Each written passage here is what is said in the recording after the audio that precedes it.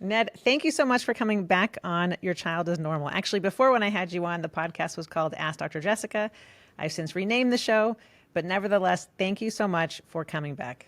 I'm happy to be back. And what's called, is it normal? It's called Your Child is Normal Your because child I is feel like I normal. spend so much time reassuring parents that so much of what parents experience with their kids is normal and will get better. Oh, I love that. I love that. And my writing partner, who's a clinical neuropsychologist, observed years ago to me. He said, I don't know that I've ever seen a family, and we're here in the DC area, where if they had 3 kids, didn't have at least one of them have ADHD or anxiety or learning disability, learning difference. He said, I just basically never see it. And then there's the question, what is normal? Oh my gosh, I have a song for you and for your listeners. So I have a friend from, I went to school in Western Mass, and a woman named Bernice Lewis, who's a singer-songwriter, just great human. And she has a song called Normal. And the refrain of which is normal is just a setting on the washing machine. It's fantastic. It's fantastic and does a lovely job of deflating our, sort of inflated senses of what it means to be normal. So I love that so much. I may have to use that because it's true. If you start worrying that your kid isn't quote unquote normal, I think that can bring on anxiety and that can detract from how much potential enjoyment you can have from raising your children. So I'm trying to gear this podcast to talk about topics that often cause stress for families, give them some actionable advice, and then hopefully make life more enjoyable. That's the goal. that is a noble goal. I'm in. I'm in. So thanks for reaching out. I'm so excited to talk about your new book. This is now your 3rd book, correct? Yeah. The 7 Principles for Raising a Self-Driven Child. Oh, workbook. Because being a parent, it's a humbling endeavor. It's a humbling endeavor. It's so true. We can have a vision in our heads about how things are supposed to go. Beautiful family dinners every night where we just have conversation flowing, no arguments amongst the kids, where they put their dishes away and in the dishwasher. Oh, golly, that is... Get themselves to bed on time, right? We can have all these visions, but the reality is always much different. Actually, it looks just like that in my household. I'm teasing. So now tell me, what motivated you to write this next book? It's a good question. So part of it, I think, is this idea that you read a great book, you listen to a podcast, you watch a lecture, you pick up some wisdom from this person, that person, and you think this makes all the sense in the world, and this will change, how I show up with my kids and in the world, and blah blah blah. And then, if you're like everyone else, you default to doing the same dang dumb things you've done before that didn't work, and like, why did I do that, right? And we're all homeostatic. Right? And part of this goes to the anxiety they mentioned before, that under stress and under pressure, we tend to default to our defaults, right? We go to doing the things that are really ingrained in us. And some of the things that we do are habits that we develop, but some of them are ones we grew up with. And so changing isn't always easy. So we made this book to be a little bit more interactive, a little bit more kind of, us as parents working on ourselves. So we really designed this book as a way for parents or caregivers of how we can have practices to make these practices, right? How to be more of a consultant, a controller, how to be more non-anxious than anxious, and make these things our practice. And it takes, like anything, it takes work. I used to joke with kids about, vocabulary and the work that I do as a test prep guy. My advice is you study a little bit every day, because that's how words really get stuck in your head and you learn them. Much like you could do it all once, but much like brushing your teeth, it's probably a better idea to do it every day than to really go crazy and go at it for an hour and a half on a Sunday. So that's the way we feel about the book. It's like flossing. It's good for you people. So. I think it's such a great concept because myself, I listen to podcasts a lot. I'm in the car. I'm constantly listening to advice about parenting. And then I have to be honest, sometimes my kids will be upset. They'll be angry about something. We'll be in a fight. And my husband says, well, what do your podcasts say? What's the advice?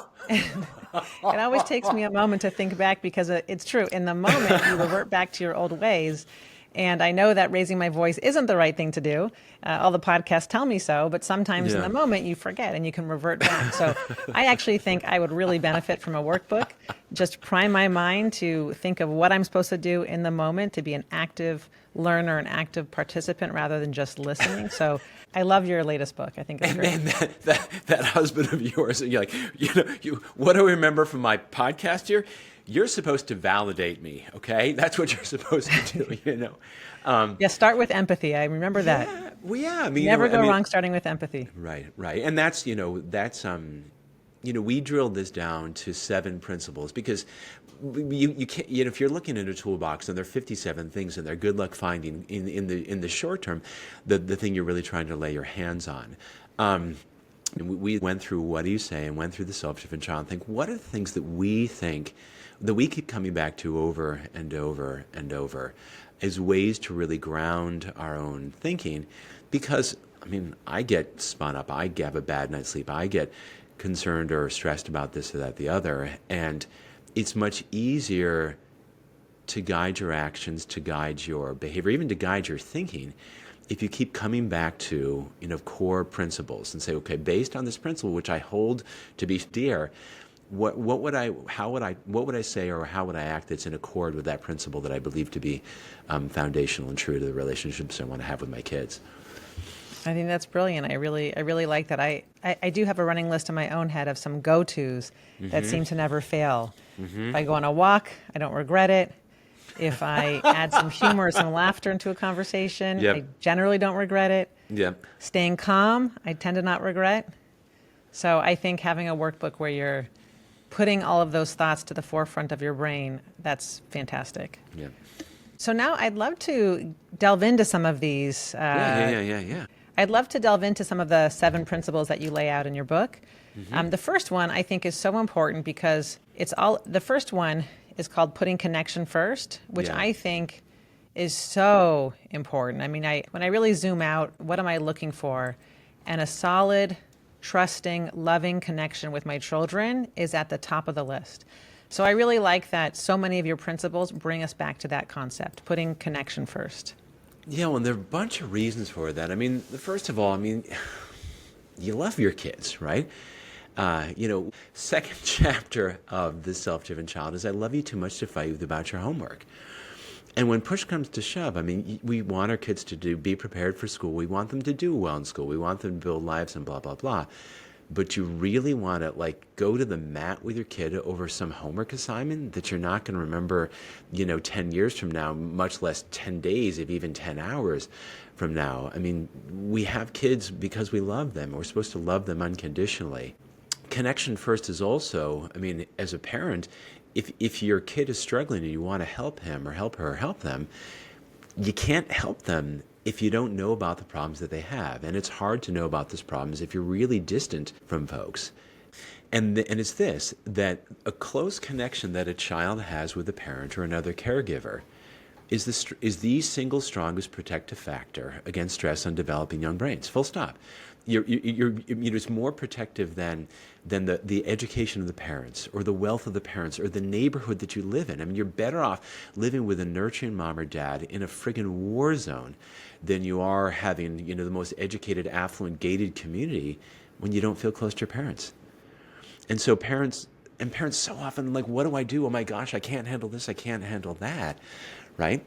Well, just love your kid and say, yeah, this sucks, and I see you, and I see all the ways that it's hard for you.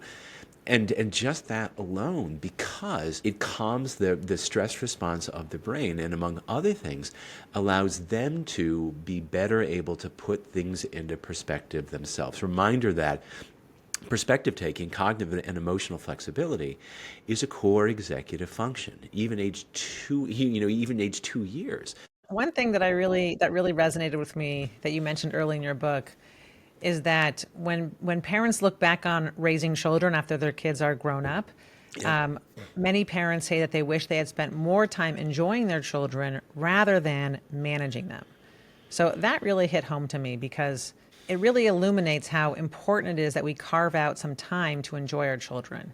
Because it's so easy to fall into the default mode of let's get ready for school, go to school, let's pick you up, let's go to your activity, let's come home, let's have dinner, let's do homework, let's brush teeth, let's go to bed.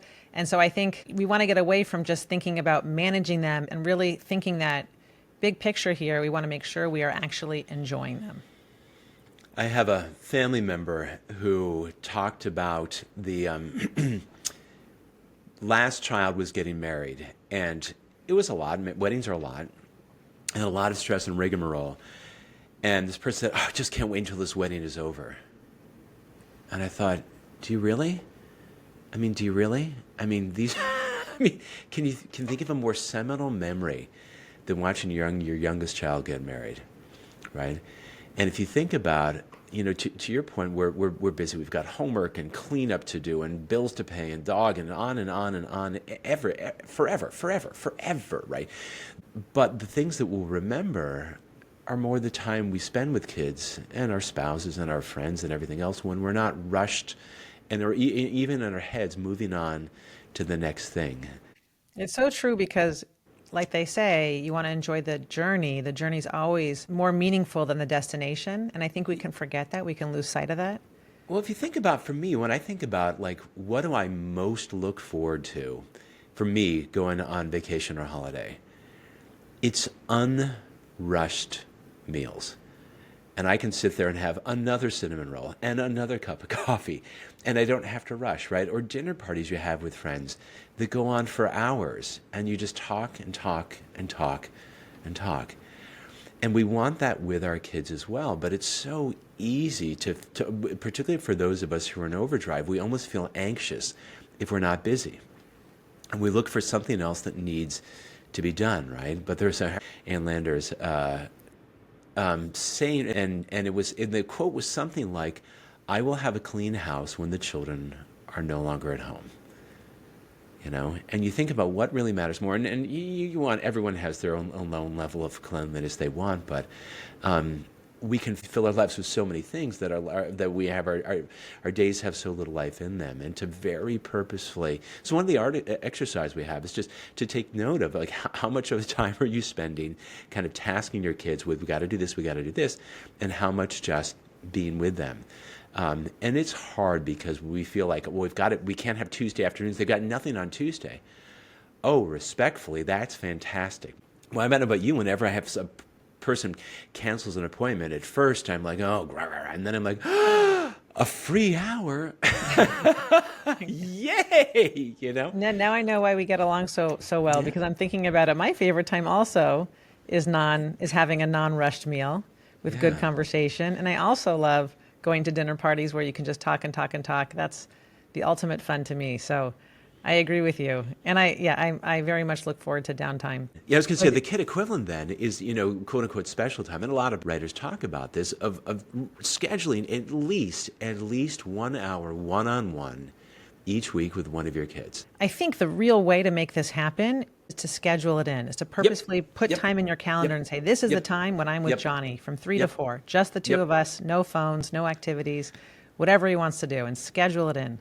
100%. You schedule time with Johnny at 3 o'clock and 4 o'clock, and that's when you go for a walk and you go get ice cream, or you buy a new comic book, or you play hour getting crushed at whatever video game he's great at and you suck at. Whatever he wants to do with that time. And then you protect that. You protect that. And by protecting that time, you're saying this time matters. You're saying to that kid, you matter to me. You matter. And I'll figure some other time to pay the bills, to iron the clothes, to do whatever. But this time is yours because you matter. And if there are 168 hours in a week and I can't come up with 1 hour to spend with you when I'm not multitasking, oh man, we got to reorder our priorities here. Ned, I have a tradition with my kids. When I say tradition, this has been the last 3 Mother's Days, where on Mother's Day, I spend 2 to 3 hours with each of my kids. I have 3 kids. And I try to do an activity that I know they will like. So my youngest daughter, we got manicures and crepes. My son, we went to a local arcade and we had a good time. We went bowling. And then my oldest daughter, she loves the mall. She loves Sephora. It's not my thing, but she loves it. I know it lights her up. So we had some mall time together. We got some See's candy. We got lunch. And I have to say, not only was it a wonderful day, but it pays off in dividends because as time has gone on, they remind me, Do you remember, Mommy, when that was so much fun when we had crepes together? Do you remember, oh, when we played video games together? So I would say that one-on-one time, it's yes, that time itself, and also you have lasting memories with your kids that they remember as well. And if you if you a parent listening to this, if you reflect, you remember these things and you go back to them. And so part of the reason to this is that when kids can anchor both their identity, but even just in the day-to-day moment, their thoughts around that, remember when mom, it becomes an island of sanctuary and an island of safety and an island of connection that even if they're not with you, they think about that and they feel that connection. And so particularly when they're upset with you or angry, that I can't believe she did that, she's always so, and then she remembers, well, not always, because she took me to Sephora, even though she hates Sephora. She went to Sephora because she likes me, doesn't like Sephora, but she cares about me, right? And so then they have to grapple with, it's so unfair that mom, but no, right? And they work them away rather than us saying, well, don't you remember the things? Well, particularly when it's one-on-one. I mean, I'm 54. I can remember times with my parents or my grandparents really gave me their attention, really had my back. I forget all kinds of stuff like every other human, but man, those things, and they're only in my head. They're not in my brother's head. They're not in my wife's head. They're not in my children's head. They're in my head. And so that one-on-one time, they matter. I love, I'm picturing you getting your nails done and going bowling, breaking a nail, like, well, we're going to go to Sephora and buy gloves. Do they have gloves at Sephora? I don't even know what they sell there. Yeah, it's definitely a tradition that I look forward to keeping. And I love it. Yeah, it's fun because one-on-one time with 3 kids especially, it's hard to make it happen, but it's doable and it's worth it. There's something that happened last weekend, actually. I'd love to get your advice on this, because I do value one-on-one time, as I mentioned, and as you have written about in your book. But now I have a teenager, I have a 14-year-old, and sometimes she's resistant to time spent together. Not always, but it's a little bit harder. I can see the writing on the wall that she's getting older. And so last weekend, I had to go to Phoenix, or I wanted to go to Phoenix for my friend's art show. Cool. And I wanted her to come with me. I thought, I pictured a really fun weekend. We would even pop into a Sephora, do things that she likes to do. And she wasn't really that interested. She's like, I think I'll stay home. I don't really want to go. And I said, are you sure? I'll make the flight time later because she likes to sleep in. I'll work around your schedule, your preferences. She wasn't really that excited to go. And so that's a little bit tricky for me. She did end up coming, but it took a lot of coaxing. And so this is new territory for me, trying to make sure that I'm still connecting with my teenager. Well, a couple thoughts there. I mean, one is that the way the kids will want to spend time with you will shift. It will shift, right? And things that were the best thing ever won't be anymore, and it'll shift. It is also the case that teenagers, part of their job as teenagers is to individuate, to push away from mom or dad, right? And she's supposed to go off.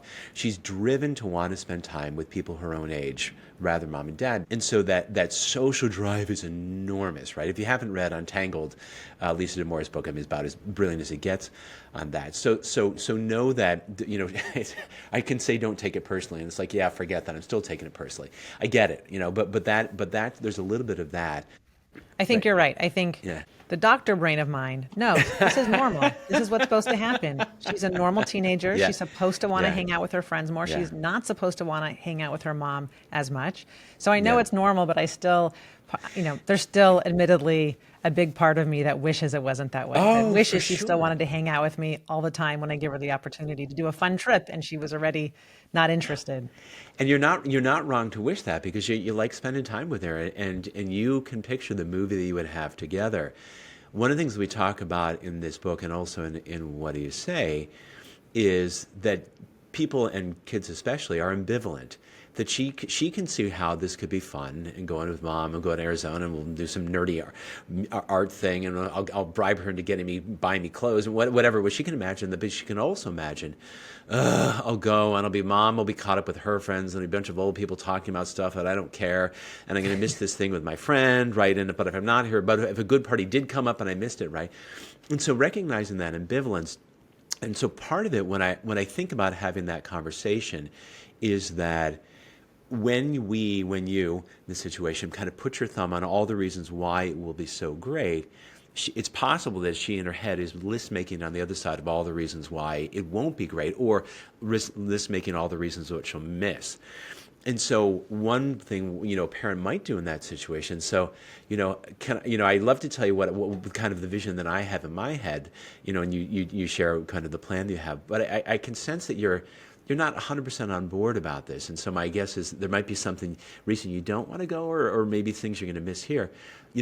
Can you let me in on that a little bit? And then, because if it may be needing to put more kind of treats on the one end, right? But there might also be some reason, rather than a lack of reasons to go, there may be reasons to not go, right? And so you're trying to put things on one end of the balance beam, and she's got them on the other end. And so she's missing a party, she's missing something, and she's really worried about the thing at home that she's missing or whatever.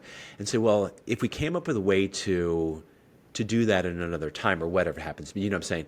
So it's not an either or. Yes, no, I appreciate that advice, and I think that's absolutely right. I think, number one, just learning not to take it personally. Yeah. Number two, coming at it with empathy. She's got her own good reasons. She's a teenager. There's a lot going on in her brain, and that's good, and that's normal. And then lastly, just reminding myself that if she didn't come this time, there'd be something else that we could do together right around the corner. Yeah. Yeah. So, and I also love, I appreciate in your book, you had reminders that there are probably better times to talk to our kids and to recognize when those times are, especially with teenagers, because I think that is so true and such good advice. When they're dysregulated, it's almost impossible for you to be well regulated, right? Because stress is contagious. And remember that anger is part of the stress response as well. That's just the fight part of it. So if your kid comes at you with a lot of energy, unless you're like a saint or don't have an active functioning amygdala, you're going to be intense as well. You may not be dysregulated, but you're not going to be as well regulated. And so having intense conversations when people are feeling intense isn't what you want to do. You just want to strike when strike when the iron is cold. And so for me, my daughter, I just love her to pieces, but she is really maddening in that she has at least 20 IQ points on me and is as stubborn as the day is long. So there is no winning an argument with this child. It will never happen.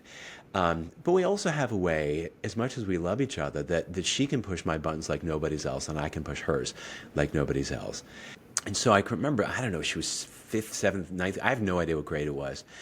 I was going to either say things that I didn't want to say or say them in a way that I didn't want to say them.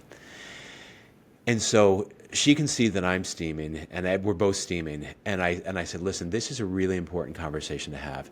I said, I am not mad at you, but I am really mad.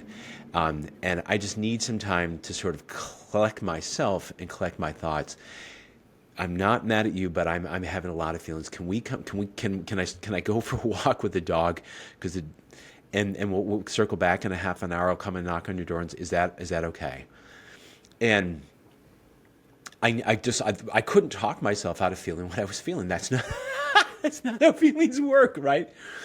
True. And so to recognize that, because this is important, teenagers are incredibly perceptive about feelings, particularly negative ones. They pick them up. It's like smoke detectors on DEFCON 4.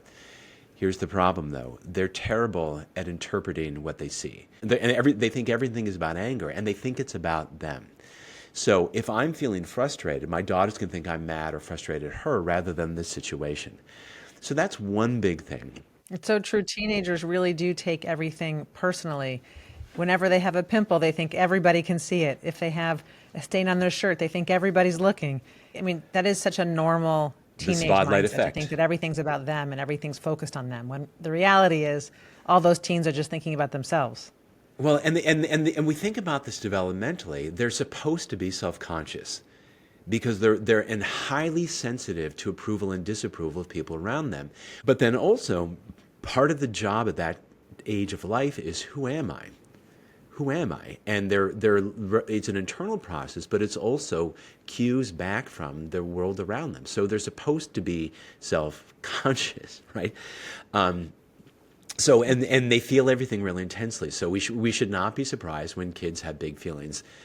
I really like the list that you you put a nice list in your book about times to think about when it helps to talk to kids. So, for Right. example, Right. with my oldest child, she is so much more receptive and open in the evening, which happens to Right. be when I'm exhausted and ready to go to bed Right. and I'm falling apart. But it really is when she's ready to talk. So I really try to Right. make that work. And Right. then my son, for example, it's the best when we're driving to school. That seems to be when he likes to talk and tell me what's going on with his friends, what's going on with his teachers. And Right. so I think that's helpful to hone in when our kids are most likely to talk so that that can foster a deeper connection as well. So a lot of times kids at night will let their feelings out, one, because they've sort of taken care of everything else in the day that needs to be taken care of, but also when they're tired, in the same way that your defenses are down. You may not be at your best because you're just tired, but that's when they let their defenses down. Remember that. And so that's when the hard feelings, the tears, I can't believe I didn't get my share, whatever it is, that's when it's likely to come out. And they may have held it together until as soon as they lay their head on the pillow and you're rubbing their back, and they share those things.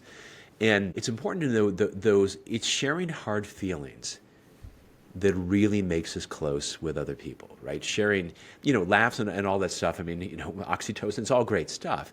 But really we become close to people when we reveal hard things about us to them or them to us. And partly because you're saying to that other person, I trust you. Yeah, I trust you with the hardest parts about me, right? And when we as parents can hold that and say, golly, you're really upset about that, huh? And the empathy and validation. Well, I'd be upset too. I didn't realize that, you know?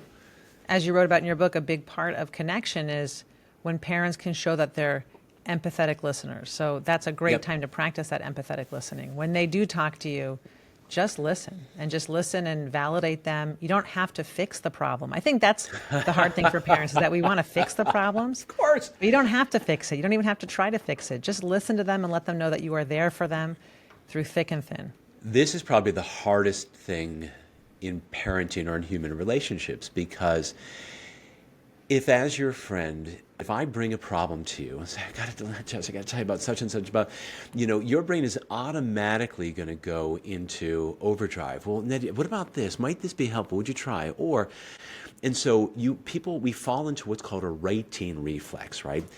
If there's an issue, you're trying to help make it right. Either here's the solution, or how to help me think about this differently so I'm not beating myself up so much. And we all do it. The only problem is, if I'm on the receiving end of that, it feels invalidating. Well, geez, Ned, if only you'd done one of these three things that just popped in my head, you wouldn't be in the situation, you dope. Not what you said, but it's not hard for me to feel that way. Or, really? It's the very first day of soccer. My goodness, get over it, buddy. Basically, you shouldn't be as upset about this as you are. But I am upset about it as I am, right? So to your point, the reflective listening, you don't have to agree with me.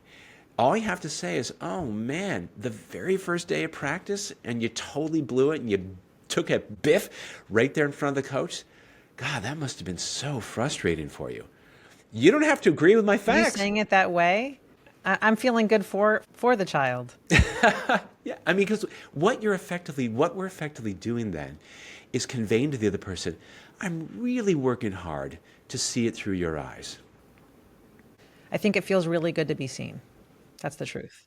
I spent, with a bunch of educators, spent some time at the Homeboy Network, Homeboy Industries out in LA. And if you know about this. Yeah, they bake. Oh my gosh. Yeah.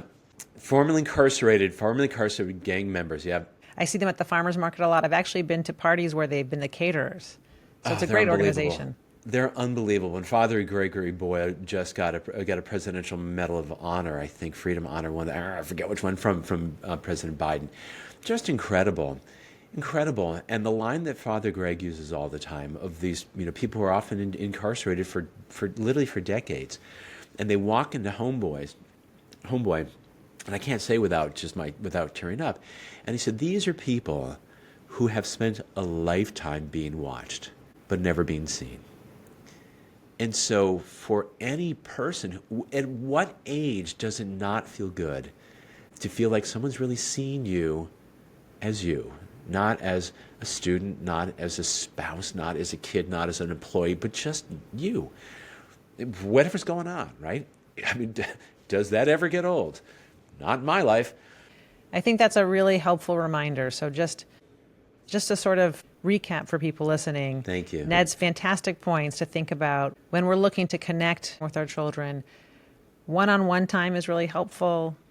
Some empathetic listening can be really helpful. Showing your children that you prioritize their relationship, Making time for them. making time for them. And then I do want to talk about the Digital radicalization downtime. of downtime. What did Yeah, you call it? Sorry. radical digital downtime. Radical digital downtime, which is the last of the 7 principles in your book, Yeah. because that can be so hard for us to really find time for. But I do really think with downtime, that is such a wonderful time to bond with our kids, whatever it may be. When you are having downtime with them and there's no agenda and you are doing whatever, that can be really beautiful. I always think about Jerry Seinfeld talked about with his kids. The best time with them, the most memorable time when they would connect was the nothing time, like when they'd be sitting at night, eating ice cream together, not even talking, just being together. That to him was his favorite time. So there's really two parts to this. There's this radical digital downtime when we're with kids. We're not occupying ourselves with a device of any kind. And there's also radical digital downtime of what we do as individuals that helps us then connect with our kids. And I'll do those separately. So, obviously we all love, iPads and iPhones and on it goes and Xbox and blah, blah, blah. But one of the ways that we really become close to other people is by, if you know the work of John and Julie Gottman, who are the decades of studying relationships, and he said the way that we become close to other people is by paying close attention to subtle changes in emotion. And this goes back to the one-on-one. But, when you go out and have coffee with a dear friend who's known you forever, right, and knows the whole landscape of your face, and when you make a subtle expression or something tenses up, she's like, hey, what, you really okay? When, because kids won't necessarily come out with full-throated, big emotions, particularly as they become teens, right? But when we can pay attention to one another, it's unbelievably powerful, in part because we have what are called mirror neurons right here in the front of the prefrontal cortex, right? So if your whatever expression is dancing across your face, I will tend to mimic that, and the mirror neurons will follow suit. And it's a way that I am able to kind of intuit what you are feeling, and we become closer that way. The other aspect of radical digital downtime is opportunities that foster mind wandering, daydreaming. You might have the windows down and you're just kind of in your own head and you let your thoughts go. I mean, the last time you ever lie on your lawn with your kid and you just look at the clouds, right? And what do you picture? And brains go off. It engages what's called the default mode network, which happens when we're not actively doing anything else. And it's responsible for developing a sense of empathy, for a coherent sense of identity. We think about the past. We project ourselves in the future. It's incredibly powerful work, particularly for a teenager, of who am I and who am I going to be in this world. But then the last part to it of what allows us to connect is, this isn't the only practice, but we talk about transcendental meditation, which I will point out Jerry Seinfeld and his wife Jessie are practitioners of. Shout out to them if they're listening. Transcendental meditation is a process of deep, deep relaxation. So we talk about meditation, mind, water, and also sleep, because the worlds that we live in are so fast, so chock-a-block, so overtaken by technology that, that was so 30 seconds ago is kind of the thinking. And to counteract that, it isn't just enough to be off our phone. We really want to do things that rewire our brain towards theta waves, slow periods of deep, deep relaxation. And for us, it's a way of practicing twice a day in a period of deep relaxation. And it throws off stress and really helps us be able to tolerate anything that the world throws at us. So it's not a response to stress. It's proactively preparing you to be able to handle it so you just don't get knocked off balance. So that when your kid does bring something to you that's like, you set the couch on fire, well, that's an interesting question. How do you handle this? That might be a little bit the way that I'm wired, but I also know that I work really hard to balance the inflows of stress that come into my life like everyone else's with healthy outflows of stress, so that when my kid is really intense, it's easier for me not to be overly reactive, to use reflective listening, to hold space, right? And to deepen that connection, because their stress doesn't overwhelm me in a way that I run away from their stress. So the idea is for us parents to train ourselves to stay calm. That's helpful for our children as well. Yep, the idea being a non-anxious presence. Well, think about your work as a pediatrician. Kids, sometimes the sniffles, the cold, whatever, right? But oftentimes, I can remember when I would show up at the ER, right? If you bring your child there, or your spouse there, or your parent there, this may be one of the worst days of your entire life. For the pediatrician there, for the emergency room doctor, it's just Tuesday. And if you are overwhelmed by what's going on in your life, it's a lot harder for you to be as empathetic as a physician to Right. those people. Like, oh my God, Ned, get over it. It's just a sniff, right? But I don't know that. Yeah, that would not be helpful. So I agree that learning how to stay calm amidst stress is very helpful. The other thing I think about why I like a digital detox with my kids, this is sort of a different point, but I find that when we're not on the go and there's some downtime, I find that gives me pause. It gives me a chance to just look at my kids, take a breather and say, wow, this is really good right now. This is a really nice moment. I really appreciate my children, my life. So I think there's so much value in downtime because it does give you a chance to pause, reflect, have some appreciation for the good in your life, and that makes everything better. And I love that. And if you think about, why did you anticipate going on vacation to Arizona with your daughter? Because you'd show up there with a very limited agenda. And you really would have the opportunity to spend most of your time and your attention on her and her with you, because she wasn't running off to do this or that with friends or homework or to distract, whatever. It's sort of protected time for the two of us. I That's agree. exactly right. And we schedule a week at the beach, a week in the mountains, a week of whatever you're doing with that. And we all anticipate that. And so from our perspective, why don't you schedule that? Why don't you schedule that in your week, right? Johnny, 3 to 4 every Thursday, right? A date night with your spouse, every other Monday, no matter what. And so I think that we can kind of schedule those things in our lives with our spouses, with our friends, most importantly with our children. So you've got a kind of a little vacation, an island of connection throughout a week that might otherwise feel pretty fractured and disconnected. And the other small point I'd like to make is that these things don't have to be expensive. When you cultivate that one-on-one time with your loved ones, with your children, going on a picnic, going to the park, hanging out together, taking a walk, they really don't cost much. So, I just want to mention that because we really don't have an excuse.